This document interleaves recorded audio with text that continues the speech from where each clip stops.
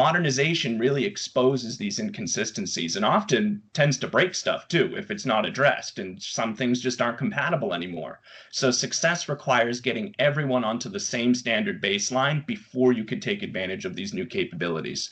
So in reality, it's just that age old mantra of, well, we've always done it this way and we've never re examined it and we've never changed it. How many things in your actual day to day life do you treat that way, right? I'm Chris Engler with Engler IT. You're listening to the Cyber Brisket podcast. I specialize in IT and cybersecurity with over 25 years of experience and a team at the forefront of innovation. Our guests let us know what's hot in IT and how to keep your business from getting cooked. I went over the questions here and I remember something about your past, and I'm like, okay, I want to talk about because I remember you spent some time with Microsoft. Yeah. Mm-hmm. And I'm always kind of like, whenever I'm sitting in front of a client or a prospect, I'm like, yeah, our Microsoft 365 guys, like the guy who runs the team, he used to work for Microsoft. So he like, were you involved with Intune? Not specifically working on the team. So I actually, let me answer this as we're recording it. So a little bit about my backstory. When I was with Microsoft, my primary responsibility was what's called a community development specialist and business account manager. So I would be tasked with going out to communities throughout New England and helping them adopt Microsoft 365 technologies. Back then it was called Office 365, but it led into what today's Microsoft 365 is. A huge component of that was Intune and device management. So for several years, I went around to different organizations and helped them transition from a local on-premise first operation into the early days of what has eventually become Intune, to really do all those cloud-managed devices across Windows, Mac, iOS, and Android. So while I didn't work on the Intune team, I had a direct line of sight and connection into the Intune team, and I was the guy out there helping everyone actually get onto Intune and shift their device management strategies upward. So you can call me like the frontline Intune guy. Yeah, and in a lot of ways, you are still our frontline Microsoft guy because you do still have ties inside of Microsoft, and you're always advocating for us and our clients.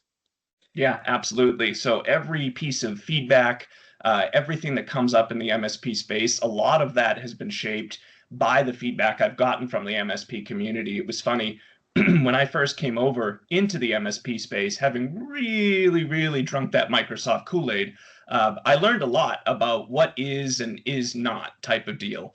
Microsoft documentation and processes are often formed around enterprise environments and big IT teams and massive budgets and all those things. But I really saw an opportunity to say, you know, there's a better way for SMB, and SMB is missing out on a lot of things that this suite would do for them, whether it's laying in all these third-party tools or not understanding how group policy and setting objects works, or just not really having a clear defined strategy. So really being able to bring all of that consistently, and which I still do to this day. You'll see a product called Microsoft 365 Lighthouse, Microsoft Partner Center. Not only myself, but all the MSPs that we've worked with over the years and continue to work with today, their writing is all over those walls. They have provided so much feedback and input to help improve and make those products what they are. And it's an ever-changing journey, right? So as new feedback comes in, it continues to go up, and those teams continue to act on that feedback to make sure that the tools Microsoft's delivering is not just great on a marketing poster, but also great in practice. I've seen it.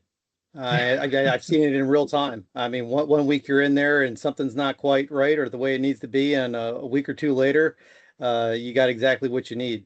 Yeah, And absolutely. I got no doubt that we have played some type of role in that situation. 100%. And it's really comforting to know that Microsoft is taking this feedback from us. Yeah, it's not common that you I mean, of course, every business is a business, and Microsoft, of course, is a beast of a business in a good way in a lot of ways. And there are things that, necessarily might not align with how we run our own operations or how our business, but that's one of our core pillars here at My365 too, is really understanding how to learn from challenge and change. And we can't do everything the same always. We have to keep evolving our business practices as the market evolves. And I'm sure, Chris, you've seen all the change that the latest and greatest craze generative AI has brought to, and how we've really had to adjust the way we not only think about opportunities and think about IT management, but how we're actually holding bigger companies accountable like Microsoft, like Amazon, like Google, to really make sure that the solutions that they're engineering and delivering are giving value to our partners. So that's really one of our core philosophies here, is making sure that what's happening during the day is being passed on to the developers that are building these tools, and making sure that they're going to be a viable solution for long-term growth in just about any industry you work with. All right, let's get an intro done. We have David Swinson here joining us today on the Cyber Brisket podcast. David Swenson serves as Chief Information Officer, CIO at Netlogic Computer Consulting, where he leads modern workplace strategy and secure cloud transformation using Microsoft 365, device management, and Azure services. Driven by a do more with less mindset, David has supported diverse business clients across industries and also helped nonprofit, local government, and K through 12 organizations implement scalable, modern IT solutions. He collaborates with managed service providers nationwide to improve scalability and consistency throughout the NetLogic My365 program, pairing an intuitive customer portal with interactive live meetings and regular content updates that help partners deliver better outcomes faster. David is also an active adopter of Copilot and generative AI, translating emerging capabilities into practical workflows and internal automation through AI-driven assistants and agents. Wow. It's a mouthful, You do a right? lot of stuff. My Yeah, gosh, right. I can't imagine what my business would look like. What would Engler IT look like without you guys? I can't really say, because you are really the cornerstone of our Microsoft offering. And so really appreciate the partnership, always a super wealth of knowledge. And I have 5 questions for you. All right, let's do it. On modern workplace strategy, given how quickly Microsoft 365 and Azure capabilities are evolving, what signals do you look for when deciding it's time for an organization to shift part of its modern workplace strategy? It's a great question. And it's one that our partners have asked us a lot, like, what is the secret sauce? And every organization is going to be different, right? They're going to have their own niches, their own behaviors, and all those different things. But mainly, I focus on 3 signals that tend to emerge across every type of organization, regardless of industry or vertical or size or whatever it might be. The first one is friction. Friction is if a user or admins are constantly fighting a tool, creating workarounds, dealing with tribal knowledge, inconsistent behaviors. It's a sign that the environment is out of alignment with where Microsoft's roadmap has already gone. And by that, it's not just Microsoft's roadmap, but we've seen things like new authentication policies and new ways of signing into different services, new ways of managing devices. So it's really important to understand what is the friction that's being caused in the organization now. And a lot of that is listening to the key decision makers and also the users at those organizations to really let them explain what's not working right. And in the back of our minds, be thinking about, all right, how can we translate that into something more modern? The second I look for is emerging default patterns. And that is looking at things like Microsoft is quietly and continuously telling you what the future looks like through defaults. When you start to see settings in your various Microsoft portals shift from optional to on by default, like modern authentication or security defaults or data loss prevention baselines, that's a clear signal that it's time to sit down with your key decision makers and realign some strategy, or at least start having the conversation so that you're not caught off guard when those different types of settings and those compatibility options become mandatory. Because as we know, it goes from, hey, try this thing out, that's your optional setting, then it goes to default on, and then eventually, rather quickly, it's going to go to mandatory. And we've seen that most recently happen with things like modern multi-factor authentication and the deprecation of things like application passwords inside of Microsoft 365. A lot of our partners, yourself included, that didn't really hit us that hard because for the last 8 years, we've been working on that together. So all of our clients were already poised for those types of things, in large part due to the baselines and policies that we deploy. The third thing, and it's often overlooked too, is the operational overhead that I look for. So if an IT team is spending more time maintaining something than it's delivering value, for example, managing updates manually, patching scripts for various holes, care and feeding legacy identity, then modernization has already become a more efficient path.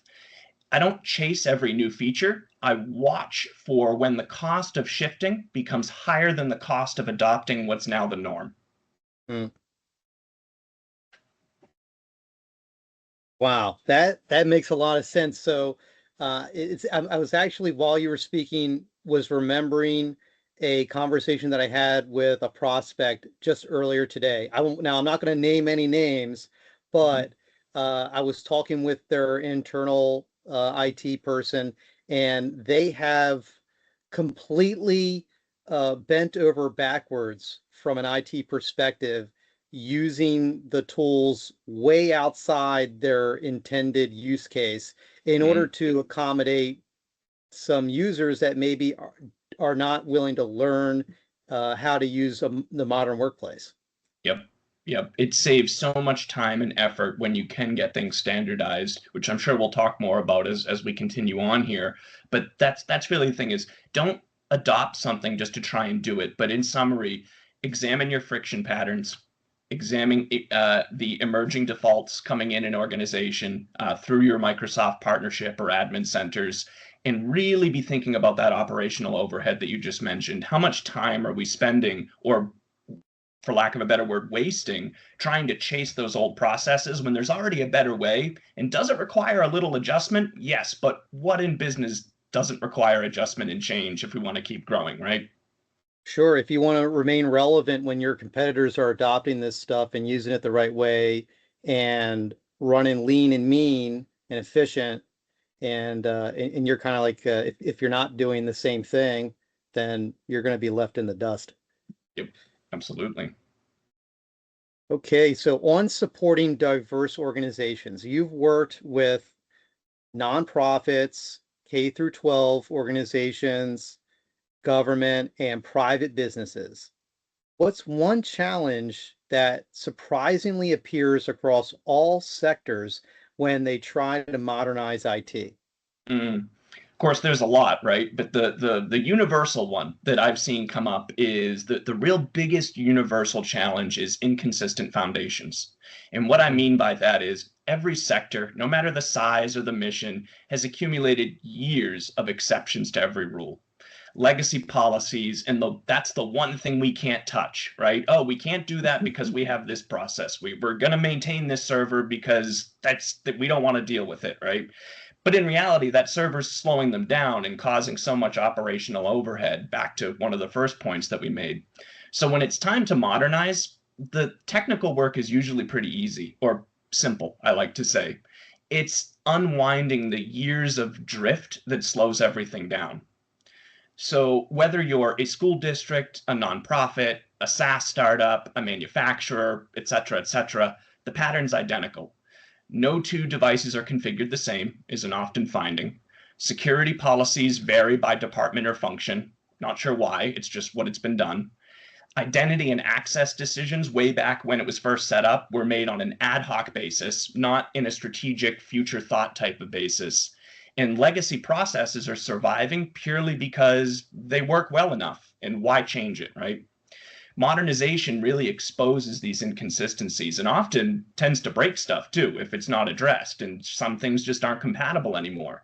So success requires getting everyone onto the same standard baseline before you could take advantage of these new capabilities. So in reality, it's just that age old mantra of, well, we've always done it this way and we've never re-examined it and we've never changed it. How many things in your actual day-to-day life do you treat that way? Right? You're constantly changing, you're constantly improving, whether it's your style, your vacuum cleaner, your solar powered system on your roof, right? The paint colors and you got to change, you got to keep improving, you got to keep examining what's working and what's not in order to keep moving forward. Yeah, that reminds me of reinventing the wheel situation. So, as we discussed earlier, Microsoft and a lot of these other organizations that are developing these tools for us are doing so based off of feedback that they're receiving from thousands of endpoints. Mm, So they've got partners and clients all over the world that are providing them with feedback about how the tools are impacting their operations, and they're developing these tools around best use cases. yep. And so there's a good chance that as someone is coming into a modern situation, or at least looking at or entertaining the idea of a modern situation, they're going to encounter a little bit of shock because they're going to see that the modern, I think you described it as the path or the roadmap that Microsoft Yep. has created these tools to operate Hmm. within, may be vastly different. It may actually dictate a slightly or vastly different operational workflow. Hmm. And so the folks that start to entertain these things, in my opinion, it's their first exposure to global consensus on how things ought to be done best and most efficiently. Mm, And it's really by entertaining it and thinking about it and integrating it into their workflow, they're gaining the knowledge of the entire population. yeah, absolutely. And they're also gaining consistency. That's a huge piece, which I'm sure we'll talk about more in a bit. But think of, just one of the major changes in the last, we'll say 15 years now. I'm getting old, I'm sorry. I was younger when I started this. Um, think I of had one of the hair. big, right? Think of one of the big changes. And Chris, what this did to our industry as MSPs, co-authoring in a Word document, right? 15 years ago, that wasn't a thing, right? Nobody cared about that. Nobody even thought about that. Is everyone had a static copy? You would keep it on a USB drive, maybe even a floppy disk if you're old enough. For all the kids watching, that's what that little save icon is. It was your first storage medium. But just Oh yeah, introducing, how did you get a save icon? That's yeah, whenever yeah, right, they the see a save disk in icon. the yeah. I've done talks in different classrooms, especially vocational technical education, and no one actually knows what that symbol is. So it's always fun explaining those things. And then I put them in a little simulation where I'll install like Windows 95 on a virtual machine and make them use it at the day. And they're like, what is this? What is that? Um, Internet Explorer and Netscape, those were fun. But yeah, back to that co-authoring and file synchronization, like think 10, 15 years ago, maybe even shorter, nobody ever asked us, oh yeah, I'm working on this document on my computer, can I pick up where I left off on my phone? Like that wasn't a thing. But something as today, we treat that as a very simple expectation, but that required so much retooling, re-engineering, and rethinking, not only about how we're creating and saving and sharing our documents, but also the security implications behind it. And that's a great example that I bring up a lot with my customers and say, look, these things that you're wanting to do now, they weren't a thing when the thing you installed was relevant. So it's time to shift gears a little bit in order to make your technical hopes and dreams come true. Thanks for that. Mm-hmm. All right, so I've got another one here on the My 365 program. Mm. It blends technology, education, and service delivery. What insight or lesson from partners has most influenced how you've evolved the program? Mm. Yep. So the biggest insight has been this essentially. MSPs, managed service providers, IT professionals, support personnel, they don't struggle with Microsoft because it's hard. They struggle because it's inconsistent. And not inconsistent by design, just inconsistent because, as we know in this space, Microsoft is a choose your own adventure type of animal, right? So it supports organizations of one user all the way up to 500,000 and beyond users. So it needs to be highly malleable, highly adaptable while still maintaining all of that.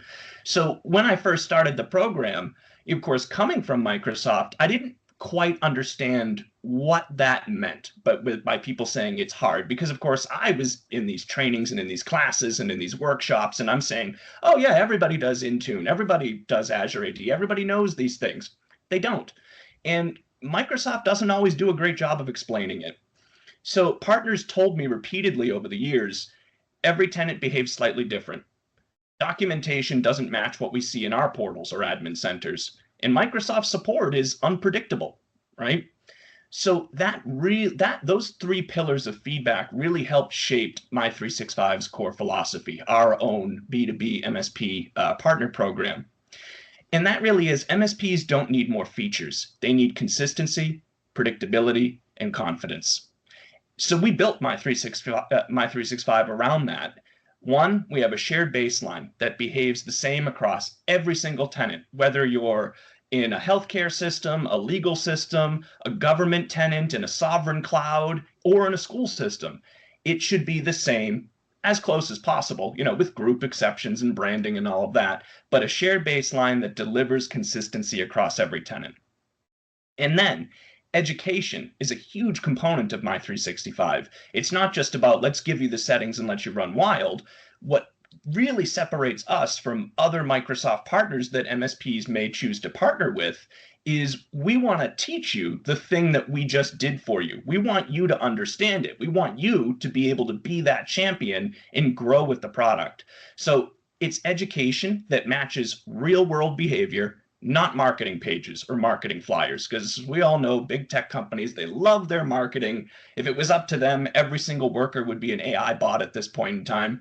Not quite ready for that, right? It's not there yet.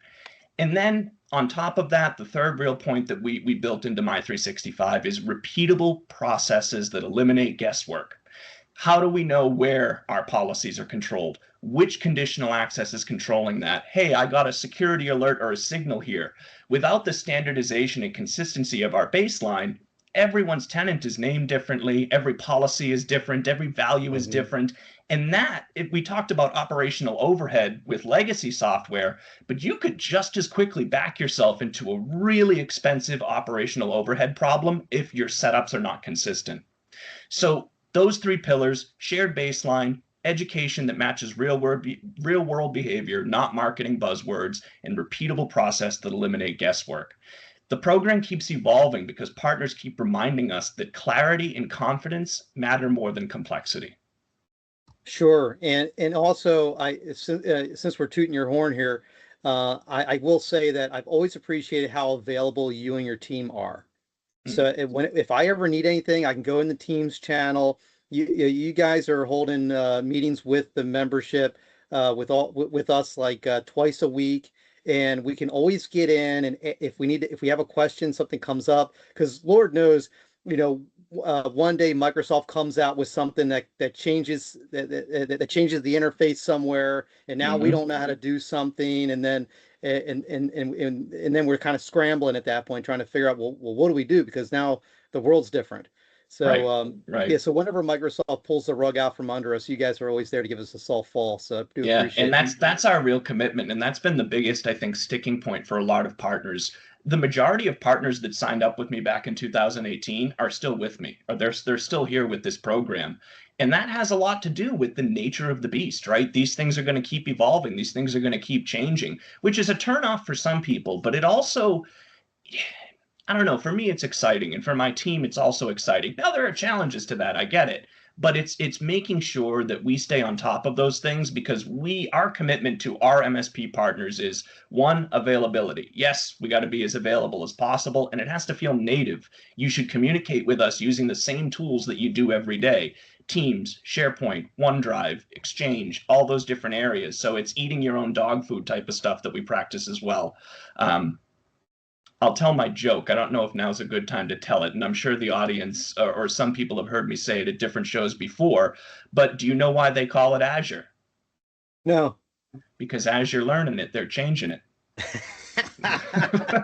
So that's where if we come up with something and we have that answer for you, chances are we studied it 6 months ago, kind of tucked it away in the back of our mind, and then all of a sudden Microsoft chooses to release it. So we want to be on top of everything possible. Are we an expert at everything? No. Do we have partners that we leverage when something is out of the Microsoft 365 scope? Yes. We want to make sure that if we can't get you the answer, we're able to get you in front of somebody that absolutely does. Great. I'd like to switch gears here real quick. Let's talk about AI a little bit. As an early adopter of Copilot and AI assistance, what's one practical workflow or automation you implemented internally that created an unexpectedly big impact? Well, actually, I think this harkens back to what we were just saying about change management. In the past, before Copilot, all of that was done manually, right? So we essentially automated all of our policy change documentation. You know that we come out with 2 baselines a year to keep up with Microsoft changes, all those different things.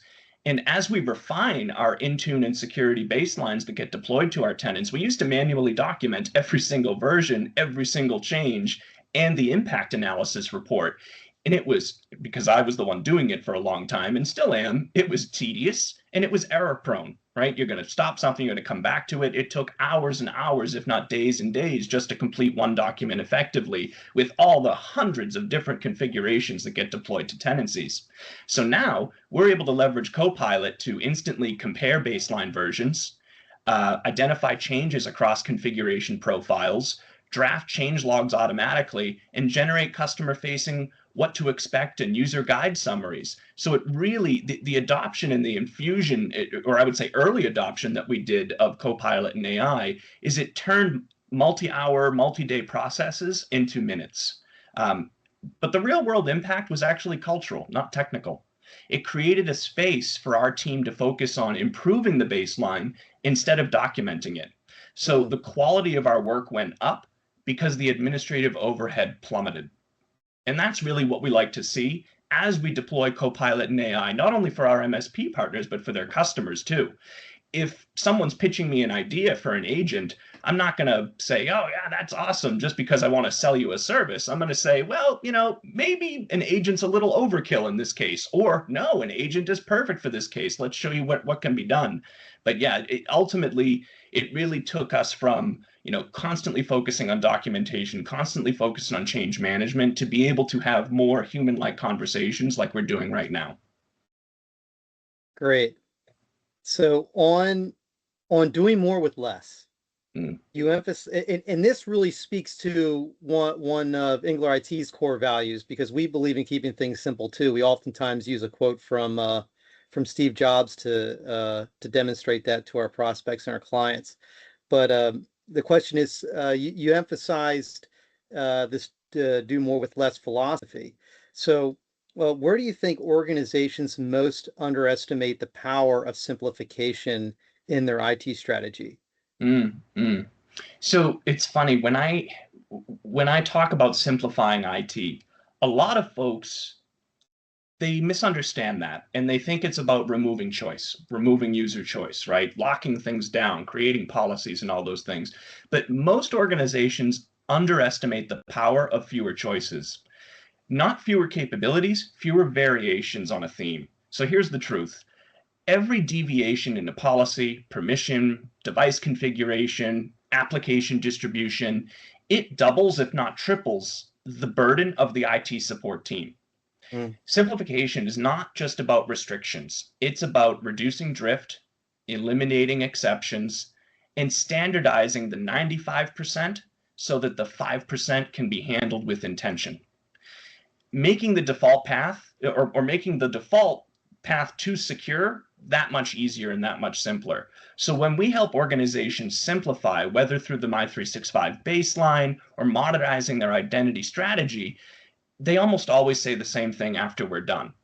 We didn't realize how much time we were wasting until it was gone. And that's really been the big thing here is, so don't underestimate the power of simplification. Don't underestimate the power of having consistent deployment policies. And you've used our baseline for years now. One of the big things that we try and do is make sure that end users have that appropriate level of choice. Let's set our taskbar, let's change our icons, let's customize our desktop, let's make it feel like ours. But the underlying functionality of your device or of your account should work according to an organizational standard. And that is ultimately the best part of doing more with less, because the less policies, configurations, and things you have to manage, the less operational overhead, circling back to our first point, the less operational overhead you're going to have to deal with, and the less technical debt you're going to carry forward. Yeah, the concept reminds me of a story that I heard years and years and years ago when a business coach was teaching me about lean manufacturing or something along those Mm-hmm. lines, where he was talking about some car manufacturers that went over to Japan to check out their assembly line. And the car manufacturers had a station at the end after they put the doors on the car. So they'd be somewhere, they put the doors on the car, and then there'd be a station where guys had a bunch of mallets to make sure that the doors would fit the car properly. And then so they go over to Japan, and they're looking for that station, and they're asking the Japanese guys where's the station where with the guys with the mallets that bang the doors into place to make sure they fit. And the guy comes back saying something along the lines of, we make the doors so that they fit. Right. Build it to begin with. Yeah. Yeah. So it actually reminds me of like a Zen idea where it's like, okay, well, I've considered all of the options and all the variables in the situation, and it seems like the thing that's going to serve me the most is to take this course of action versus just kind of like plowing ahead and fixing things as you go, which sometimes can create more work than maybe you might be interested in. Absolutely. Yep. Reduce that overhead in every policy baseline. It's that standardize the 95% so the 5% can be handled intentionally. That's the whole philosophy of the baseline, And and doing more with less. and to speak to what you said about the support team, because if a client ever does need support, they're going to want quick, easy, fast support. And Mm-hmm. if you don't have a standardized environment that the technicians are familiar with, if you got something that's completely one-off and customized and doesn't follow necessarily any best practices, just to accommodate a specialized workflow that you think you need instead of actually exposing yourself to what might be better, then when the time comes when things break down and they do have to reach out to support, it's going to take a lot longer for that technician to figure out what's Mm-hmm. going on. So they have to orient themselves in the tent to figure out, okay, what's going on? Where am I? What do all these labels mean? And Mm-hmm. oftentimes it's going to have to get escalated once or twice before somebody can figure something out. Versus when we're talking about doing standardization, um, we've got technicians that are already familiar with these environments. We have this underlying foundation that you have so gracefully provided us with. And it allows us to really operate and help people out quicker so that if by chance things do break down, because the whole idea is that when we do these things, they're less likely to do that, number Mm-hmm. one. But then number two, if they ever do, it's going to be a much faster resolution. Absolutely. Absolutely. Keeping it clean, keeping it consistent.